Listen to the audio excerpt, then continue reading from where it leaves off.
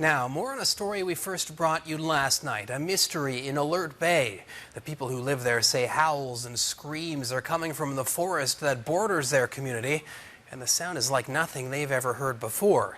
Tonight, CTV's KURBIS joins a renowned Sasquatch researcher who has traveled to the community to see and hear for himself.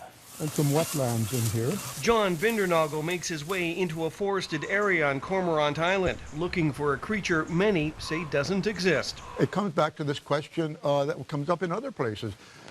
Not why is it here or how could it be here, but there is evidence that it is here. Well, the wildlife biologist is one of North America's best-known Sasquatch researchers. He's here because many on the island in the community of Alert Bay are seeing and hearing something they can't explain. Vocalizations, which we really can't attribute to wolves, coyotes, loons, owls. So it's in that area of possible Sasquatch. The soccer players saw this tall being.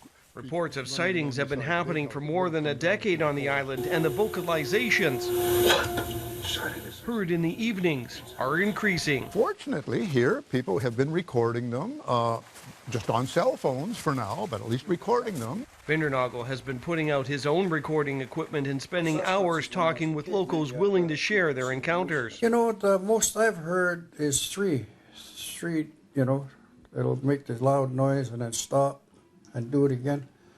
But the thing that's happening now is with the dogs start answering it and it quits.